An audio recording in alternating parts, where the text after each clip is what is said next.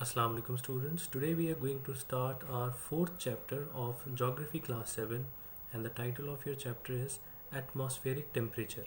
Temperature होता है कि दर्जा हरारत, क्या टेम्परेचर है, कितनी गर्मी है, कितनी सर्दी है, और एटमॉस्फेयर है हमारे जो इर्द गिर्द। हमने लास्ट चैप्टर में भी बात की थी कि एटमॉस्फेयर, एटमो मीन्स हमारी जो सराउंडिंग है, एयर है, और स्फेयर क्योंकि हमने अर्थ से लिया है, ग्लोब से लिया है, तो एटमॉस्फेयर मीन जो हमारे इर्द गिर्द सराउंडिंग की जो एयर है उसका जो टेम्परेचर है वो क्या है। सो एटमॉस्फेरिक टेम्परेचर की ही हमारी पहली हेडिंग है, तो रीड करते हैं। Sun is the biggest source of light and heat.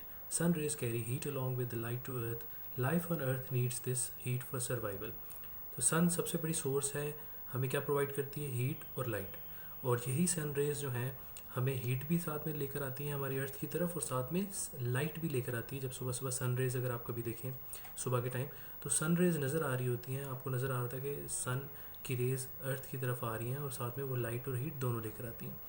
Life on earth needs this heat for survival. इसका मतलब है कि अगर ये हीट ना हो तो अर्थ के ऊपर सर्वाइवल डिफ़िकल्ट होगा। When these rays pass through atmosphere, about half of them are reflected. जब ये रेज एटमॉस्फेयर में से क्रॉस कर रही होती हैं तो कुछ रिफ्लेक्ट, मतलब पीछे वापस रिफ्लेक्ट करके चली जाती हैं। Therefore about half of them reach earth. इसलिए हाफ ही जो है वो अर्थ की तरफ सन रेज पहुंच सकती हैं, हाफ जो है वो रिफ्लेक्ट कर जाती हैं। When these rays strike earth, few of them are reflected back. Similarly atmosphere के बाद सन रेज क्रॉस करके जब अर्थ को हिट करती हैं, ज़मीन को हिट करती हैं, तो फिर भी कुछ रेज जो है वो रिफ्लेक्ट करके वापस चली जाती हैं, और कुछ रेज जो हैं वो अर्थ अपने अंदर अब्जॉर्ब कर लेता है। जब अर्थ इनको अब्जॉर्ब करता है तो अर्थ जो है हॉट हो जाती है, गर्म हो जाता है। Hot earth transfers heat to atmosphere and air becomes cooled. इसी तरह यही ज़मीन जो है, जो हीट जिसने अब्जॉर्ब की होती है सनलाइट की, यही एटमॉस्फेयर में फिर जब रिलीज़ करता है अपनी हीट, तो इसमें हवा जो है वो गर्म हो जाती है। नेक्स्ट पैराग्राफ है, due to spherical shape of earth. Sphere होता है गोल, सर्कल की फॉर्म में। Spherical shape of the earth, at some places the sun rays fall vertically and at some places in curved manner. The curved rays have to cover more distance in atmosphere to reach earth. अब यही समझ लेते हैं यहाँ पे। वो कह रहा है जब सन रेज आती हैं अर्थ की तरफ, ये जैसे सन अगर हमने बनाया है यहाँ पे और ये अर्थ है, तो जब सन रेज आती हैं तो कुछ एरियाज होती हैं जहाँ पे सन रेज डायरेक्टली फॉल करती हैं और कहीं पे कर्व्ड फॉर्म में करती हैं। अगर आप यहाँ पे देखें तो ये वर्टिकली डायरेक्टली अर्थ के ऊपर फॉल कर रही हैं सन रेज, लेकिन ये जो ऊपर वाली रेज हैं और ये वाली साइड वाली यहाँ पे जो रेज हैं, ये कर्व्ड फॉर्म में मूव करती हैं अर्थ के ऊपर। तो ये मतलब आप समझ लीजिए, सुबह का अर्ली इन द मॉर्निंग और जो शाम का वक्त होता है उसमें कर्व्ड फॉर्म की होती हैं, जो दोपहर का टाइम होता है उसमें डायरेक्टली अर्थ के ऊपर सनरेज फॉल कर रही होती हैं।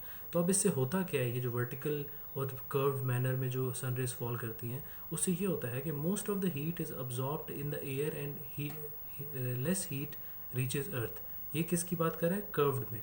कर्व्ड में क्या होता है, क्योंकि सनरेज को ज़्यादा डिस्टेंस कवर करना पड़ता है और प्रॉपरली डायरेक्टली अर्थ के ऊपर हिट भी नहीं कर रही होती सनरेज, तो एटमॉस्फेयर के अंदर ज़्यादा हीट जो है अब्जॉर्ब हो जाती है और अर्थ के ऊपर कम हीट जाती है। इसीलिए सुबह के टाइम और शाम के टाइम धूप की इंटेंसिटी कम फील होती है, गर्मी हमें कम लगती है एज़ कम्पेयर टू दोपहर के टाइम। अब देख लेते हैं कि दोपहर के टाइम क्या होता है। ये दोपहर का टाइम है जब वर्टिकली रेज फॉल कर रही होती हैं। On the other hand the vertical rays have to cover less distance, क्योंकि डायरेक्टली फॉल कर रही होती है, इनको ज़्यादा डिस्टेंस कवर नहीं करना पड़ता। Therefore less heat is absorbed in air. इसलिए हवा के अंदर जो हीट है वो कम होती है। मोर हीट रीचेज अर्थ। इसलिए ज़मीन के ऊपर ज़्यादा हीट पहुंचती है, सनरेज पहुंचती है, इसलिए दोपहर के टाइम गर्मी ज़्यादा होती है बनस्बत सुबह के और शाम के। Moreover, curved rays spread over more space on Earth, so their intensity decreases. Vertical rays spread on small portion of Earth, therefore their intensity is high. ये भी बहुत इंपॉर्टेंट चीज़ है कि अगर आप इसको समझें कि सन जब डायरेक्टली सन रेज हिट करता है वर्टिकली अर्थ के ऊपर, तो ये स्मॉल पोर्शन के ऊपर हिट कर रहा होता है, तो इससे क्या होता है, इसकी हीट की इंटेंसिटी ज़्यादा होती है। जब कर्व्ड मैनर में हिट करने की कोशिश करता है तो इसको बहुत ज़्यादा एरिया कवर करना पड़ता है अर्थ का, तो इसलिए इसकी जो कर्व्ड मैनर में जो रेज होती हैं इनकी इंटेंसिटी इतनी ज़्यादा नहीं होती। Due to these two reasons temperature does not increase with curved rays but increases due to vertical rays. जो मैंने पहले ही आपको बताया कि कर्व्ड मैनर में जब भी सन रेज आती हैं, वो जो सुबह का टाइम होता है या शाम का टाइम होता है, या स्पेशली नॉर्थ और साउथ पोल के ऊपर अगर आप देखें तो कर्व्ड रेज होती हैं, इनमें टेम्परेचर कम होता है। ठीक है, और जो इक्वेटर होता है, इक्वेटर के करीब गर्मी हमेशा ज़्यादा होती है, और ख़ासतौर पे जो इक्वेटर पे कंट्रीज़ हैं, जो मिडिल ईस्टर्न कंट्रीज़ हैं, जिसमें सऊदी अरेबिया, दुबई, कुवैत वगैरह, इनमें दोपहर के टाइम बहुत गर्मी होती है क्योंकि वर्टिकल रेज डायरेक्टली वहाँ पड़ती हैं। तो ये इसने यहाँ पे आपको टेम्परेचर के बारे में बताया। In this way the equatorial region are hot due to vertical rays and polar areas are cold due to curved rays. यही जो मैंने अभी आपको बात बताई कि इक्वेटर के ऊपर इसलिए टेम्परेचर या जो हीट होती है वो ज़्यादा होती है, जबकि पोलर रीजन्स में टेम्परेचर कम होता है और वहाँ पे ज़्यादा कोल्ड होता है। नेक्स्ट हेडिंग हम स्टार्ट करते हैं, जिसकी टाइटल है scale and instruments used in measurement of temperature. तो हम टेम्परेचर जो दर्जा हरारत मेजर करना होता है कि कितनी गर्मी है या कितनी सर्दी है, इसके लिए हम कौन से इंस्ट्रूमेंट्स या क्या स्केल इस्तेमाल करते हैं। जैसे हम अगर कोई मेजरमेंट करनी हो लेंथ की, तो हम रूलर या स्केल यूज़ करते हैं और उसमें इंचेस या सेंटीमीटर्स होते हैं। इसी तरह टेम्परेचर का भी इंस्ट्रूमेंट और स्केल होता है, वो अब हम देखते हैं क्या है। The degree of hotness and coldness of a particular place is known as temperature. तो टेम्परेचर की उसने डेफिनेशन दी है, ये आपके शॉर्ट क्वेश्चंस में भी है कि टेम्परेचर क्या है, व्हाट इज़ टेम्परेचर, कि द डिग्री ऑफ कोल्डनेस और हॉटनेस, कि कितना कोई चीज़ गर्म है या कि कोई एरिया या जगह कितनी गर्म है या कितनी ठंडी है, इसको हम टेम्परेचर कहते हैं। इन क्लाइमेटिक स्टडीज़, जब हम क्लाइमेट पढ़ रहे थे उन स्टडीज़ में, the meaning of temperature is the temperature of air. जब हम क्लाइमेट को स्टडी कर रहे होते हैं तो उसके अंदर टेम्परेचर का मतलब होता है कि हम हवा का, एयर का टेम्परेचर देख रहे होते हैं या उसको स्टडी कर रहे होते हैं। Temperature is measured by an instrument call thermometer. आप लोगों को पता है कि टेम्परेचर मेजर करने के लिए थर्मामीटर यूज़ होता है, जो अमूमन अगर आप कभी बुखार हो आपको तो उसको चेक करने के लिए भी थर्मामीटर का यूज़ किया जाता है। Thermometer is made of narrow glass tube in which a specific amount of mercury is filled। और एक नैरो ग्लास ट्यूब की फॉर्म में होती है थर्मोमीटर, आप सब लोगों ने देखा होगा। वैसे उसकी यहाँ पे पिक्चर भी दी हुई है, अगर आप देखें इस तरह का थर्मोमीटर होता है। आप लोग गूगल करके भी ये देख सकते हैं, तो आपको पता चल जाएगा थर्मोमीटर कैसा होता है। उसके अंदर मर्करी होता है। From the tube all air is removed to finish the effects of air pressure. और उस ट्यूब के अंदर से जो थर्मामीटर की होती है उसमें से सब एयर निकाल दी जाती है और वैक्यूम क्रिएट कर दिया जाता है, जिसकी वजह से कोई बबल या इस तरह की चीज़ क्रिएट ना हो, ताकि प्रॉपरली मर्करी जो है वो ड्रॉप और फॉल या राइज कर सके। This tube is divided into different grades. Matter expands on heating and contacts on cooling. अब क्या होता है कि जब मर्करी जो इसके अंदर है, जिसको हमने मैटर यहाँ पे कहा है, वो इंक्रीज़ करता है जब इसका टेम्परेचर या इर्द गिर्द का टेम्परेचर ज़्यादा हो या गर्मी में हो, तो वो इंक्रीज़ करना शुरू कर देता है स्केल पे। जैसे अगर आप देख रहे हैं यहाँ 10 है, फिर ये 20 है, 30, 40, इस तरह इंक्रीज़ करना शुरू कर देगा। और अगर तो ये टेम्परेचर कम हो, ठंडा हो मौसम, या अगर इस थर्मोमीटर को आप फ्रिज में रख दें तो ये ज़ीरो तक या उससे नीचे चला जाएगा।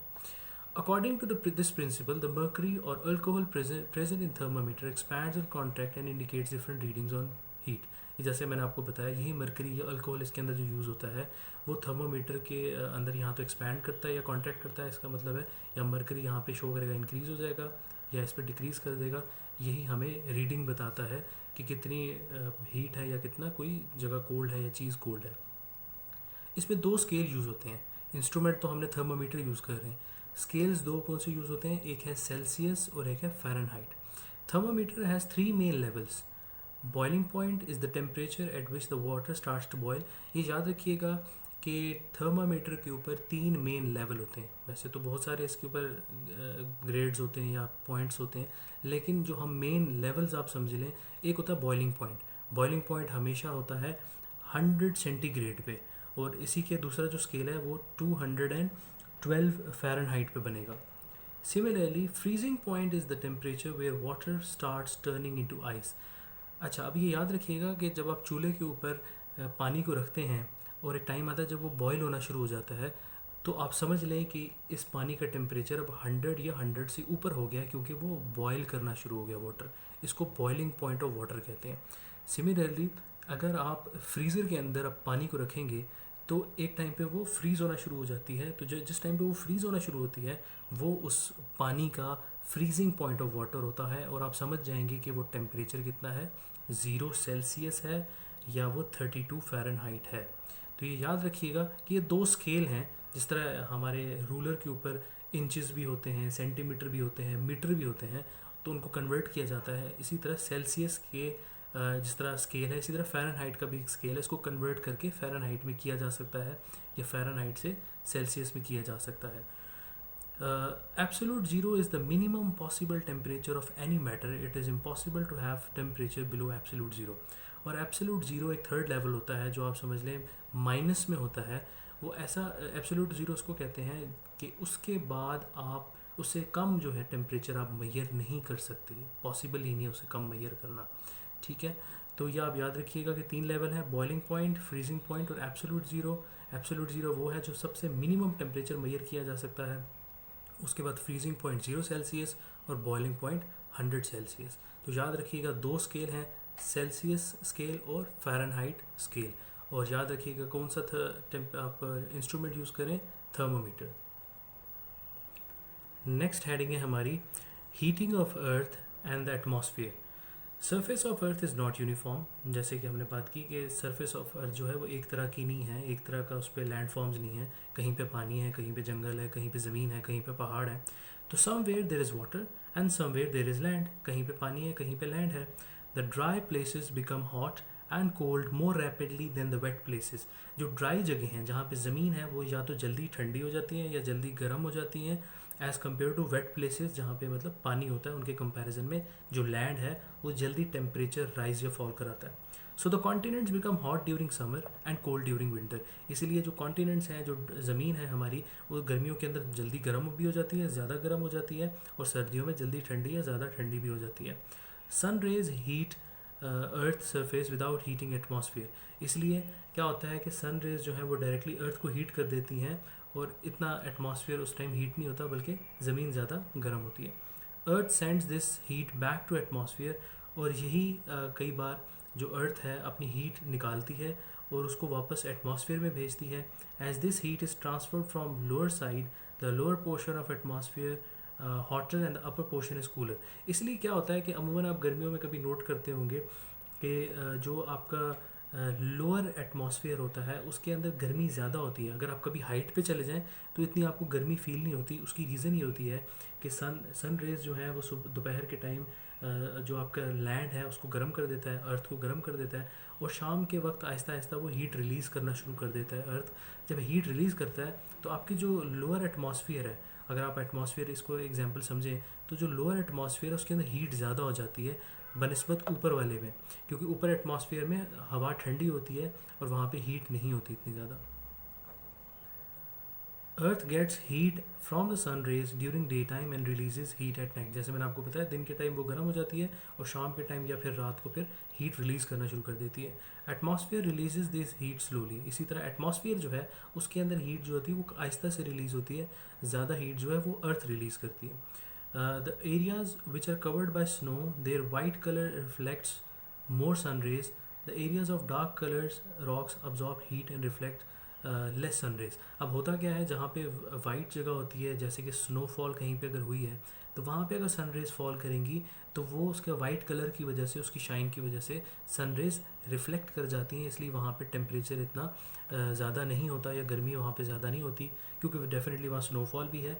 लेकिन अगर कोई ऐसी जगह हो जहाँ पे डार्क हो, जैसे ब्लैक, आपकी जो रोड होती है, कभी आप रोड पे देखें तो बहुत ज़्यादा रोड गर्म हो जाती है, क्योंकि वो ब्लैक कलर है और जो सन रेज है वो ब्लैक कलर अब्जॉर्ब कर लेता है, ब्लैक कलर जो है सन रेज की हीट को अब्जॉर्ब कर लेता है, जिसकी वजह से अब जो रिफ्लेक्शन है वो बहुत कम होती है, इसलिए आपकी जो रोड है वो बहुत ज़्यादा गर्म हो जाती है और ज़्यादा हीटेड हो जाती है।